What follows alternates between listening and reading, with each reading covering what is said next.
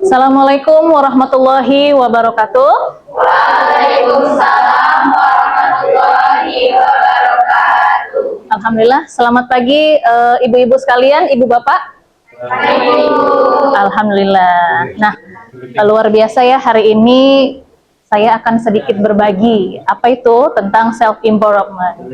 Ya, jadi ternyata perlu nih di dunia kerja mengenali potensi diri. Ya. Nah, kemudian ada sedikit profil tentang saya, Bapak Ibu boleh dibaca. Nah, saat ini alhamdulillah Allah izinkan saya diamanahkan menjadi kepala sekolah di SMA Budi Agung, kemudian kepala divisi SDM Sumber Daya Manusia di Tesdia Medan, sekretaris AMU. AMU itu apa ya, himpunan ibu-ibu lah bahasanya. Jadi Al-Madrasatul Ula, itu dia, di Sekolah Az-Zakiyah Islamic Leadership, kemudian konsultan Tesdia Center Indonesia, kemudian seorang trainer di Muslim Personality. Ini hanya sedikit saja yang saya kenalin. Oke, lanjut. Nah, jadi sebelum kita mulai, kita harus tahu nih apa yang menjadi safety induction kita. Nah, ini bisa dilihat kondisi kabel-kabel, ya kan? Kemudian saya sudah mengoperasikan TV-nya, kemudian nanti ada interaksi kita ya, Bapak Ibu. Kemudian ada tata tertib juga sebelum materi dimulai. Nah, alhamdulillah sudah hadir tepat waktu semuanya. Kemudian izin nanti smartphone-nya di-silent-kan, kemudian alhamdulillah sudah duduk di kursi yang depan ya, terisi, kemudian nanti mengajukan pertanyaan jika saya selesai menjelaskan materi.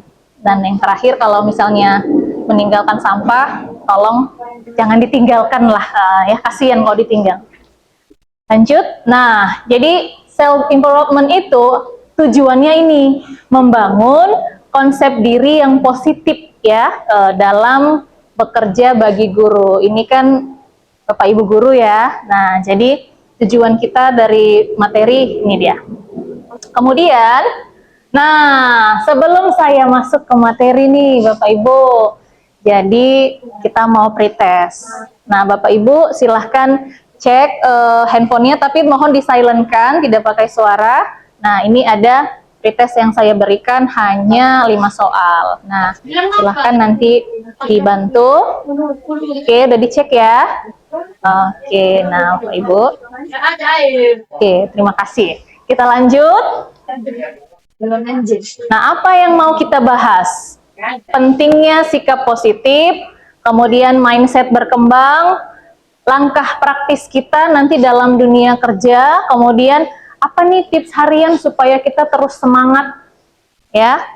Ada sumber inspirasi dan motivasi, bagaimana mengelola stres ya. Jadi kita juga perlu aware terhadap diri kita. Kemudian yang terakhir, bagaimana mempertahankan sikap positif ketika ada masalah yang kita hadapi ya. Bapak Ibu pasti punya masalah ya hari ini. Ibu ada masalah? Ada. Ibu ada masalah? Ada. Bapak? Ada ya. Jadi nonsen kalau hari ini kita tidak punya masalah. Hanya saja kadar masalahnya itu tergantung bagaimana cara kita merespon dan mencari solusi. Next. Nah, ya. Jadi kenapa sih sikap positif ini penting? Menurut Bapak, kenapa sikap positif dalam diri kita itu penting? Menurut saya Bu, tiap apapun yang kita lakukan itu berawal dari pikiran. Tiap yang kita jalanin itu akan mudah ketika kita memiliki pikiran yang jernih dan juga lurus itu. Iya, tepuk tangan lah dulu buat Bapak ini. Iya, jadi benar, segala sesuatu tindakan kita, ucapan kita itu berasal dari pikiran. Nah, kok bisa? Karena informasi yang kita terima, baik itu secara kinestetik, yang kita rasa, yang kita lihat, yang kita dengar, itu semuanya sebelum masuk ke dalam otak, ada yang namanya distorsi. Apa distorsi? Yang English, distorsi apa?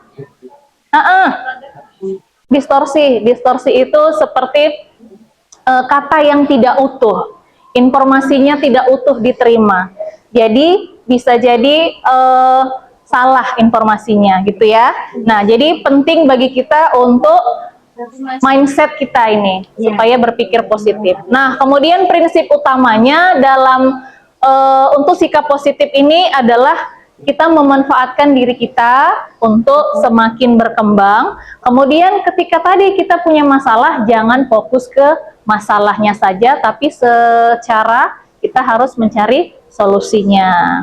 Nah, kemudian bagaimana caranya? Dimulai dari mana? Afirmasi, kelola stres kita. Kemudian ketika kita sudah tahu bagaimana mengelolanya atau belum paham mengelolanya, perlulah kita bangun komunikasi agar masalah itu bisa terselesaikan. Nah, bagaimana caranya membangun diri yang positif? Jadi harus kenali diri. Saya hari ini sebagai apa gitu. Saya di sini hadir mau ngapain. Jadi kita harus kenalin diri kita. Apakah kita seorang yang empati, seorang yang bertanggung jawab, seorang yang disiplin. Kemudian tetapkan tujuan kita. Bagaimana kita mau diri kita disiplin, tujuannya bagaimana. Kemudian evaluasi. Ketika disiplin, contoh, hadir ke sekolah, masih sering terlambat, tapi kita mau disiplin, berarti kan yang harus diubah pertama mindsetnya. Aku tidak mau terlambat. Supaya tidak terlambat, tujuannya harus jelas tuh kan? Nah, tujuannya harus jelas. Saya tidak mau terlambat, kemudian evaluasi. Oh, hari ini masih 6.50. Seharusnya 6.40, itulah yang harus dievaluasi. Kemudian, nah kita juga harus tahu bagaimana sikap positif dan negatif di diri kita. Jadi kalau ada orang lain yang menilai kita dan itu benar, kita mengucapkan terima kasih ya kepada teman-teman kita itu, Bapak Ibu. Nah, terkadang kita belum siap nih nerima itu. Kita belum siap, misalnya gini, bajumu kok kayak gitu, padahal niat dia itu memberitahu bajumu belum rapi misalnya, tapi caranya kita langsung pikirannya, oh dia ngejudge aku gitu. Nah, itulah yang harus kita hindari, sikap negatif, dan mulai mencari solusi atas masalah dan bertanggung jawab atas tindakan kita sendiri. Nah, kemudian apalagi nih tips hariannya. Jadi kalau di pagi hari nih sebelum berangkat, apa? Nah tadi niat ya, nah ini masuk poinnya Pak. Tetapkan niat positif sebelum memulai kerja. Alhamdulillah ini kan muslim semua, berarti selepas sholat subuh adalah bernilaikan ibadah, nah seperti itu.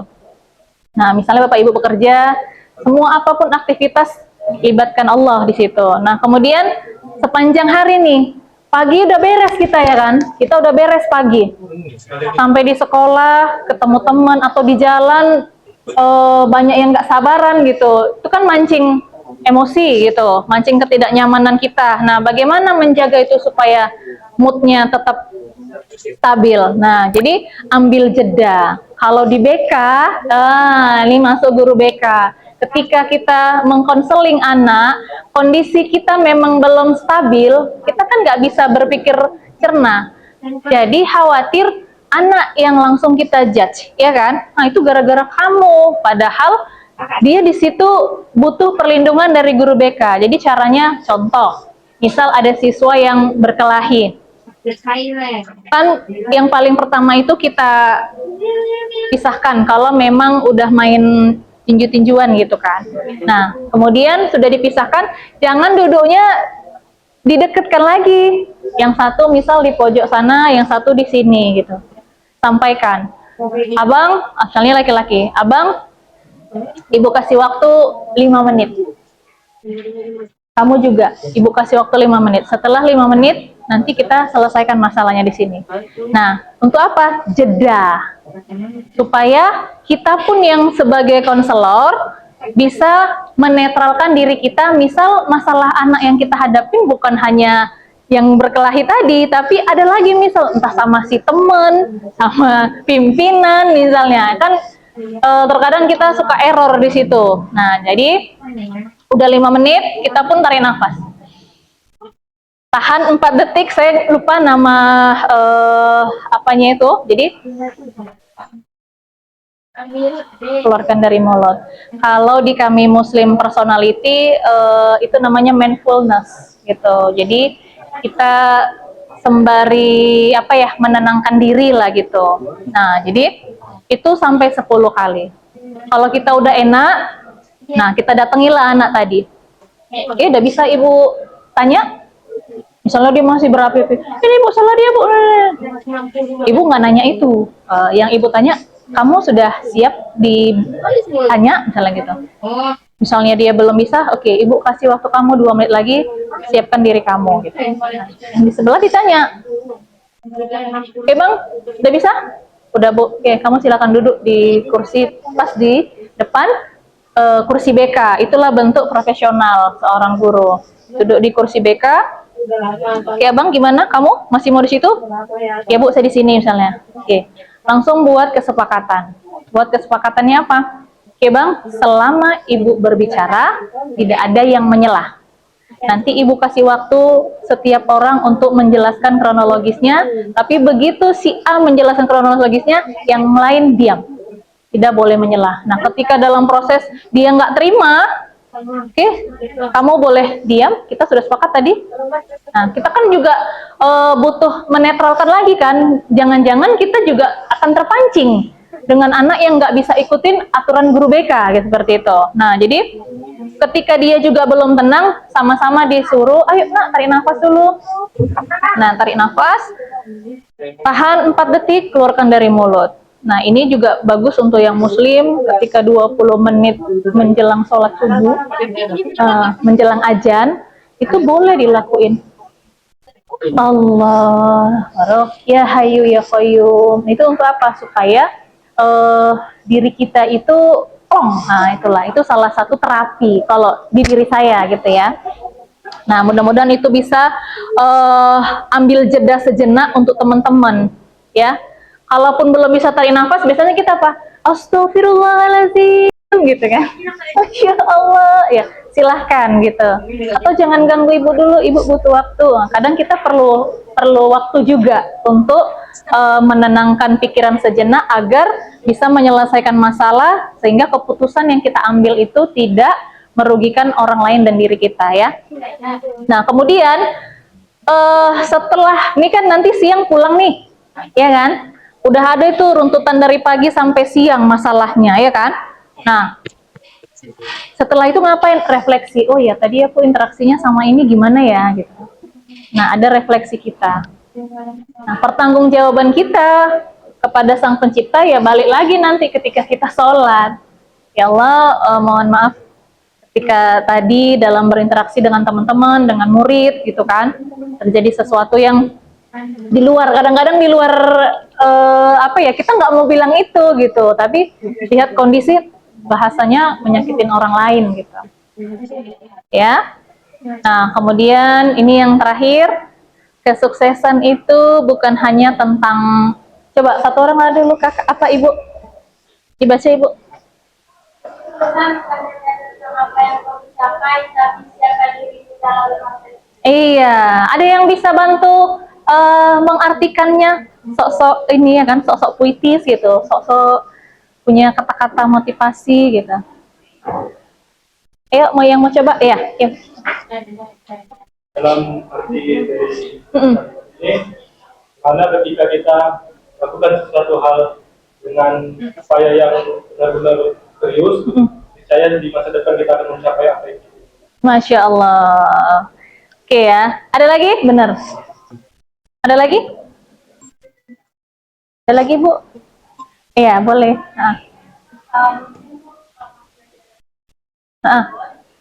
Bukannya tentang apa yang kamu capai, tapi yang benar kebaikan, bagaimana kita dalam menjalani proses itu bukan pencapaiannya, Iya, ini terima kasih Bu. Jadi contoh diri kita tadi, misal saya kepengen saya disiplin, tapi dalam 1 minggu, misalnya kehadiran guru itu ada 6 hari gitu kan. Nah, masih berproses, kadang bagus, kadang enggak. Itulah bentuk kesuksesan bahwasannya kita pengen berubah gitu. Ya, terima kasih. Kemudian, tadi kan udah ada pretest tuh. Silakan lanjut post testnya. Oke. Nah, ini ada feedback. Feedback ini ke diri saya. Kira-kira materi yang disampaikan, kemudian bagaimana komunikasi saya, itu nanti bantu penilaian. Ya. Kemudian yang terakhir, jadilah versi terbaik dirimu setiap hari. Perubahan itu dimulai dari pikiran positif. Iya, terima kasih. Ada yang mau ditanya atau saya? Ya. Nah, nanti saya mau feedbacknya aja. Apa feedbacknya dari saya? Terima kasih. Assalamualaikum warahmatullahi wabarakatuh. Waalaikumsalam warahmatullahi wabarakatuh.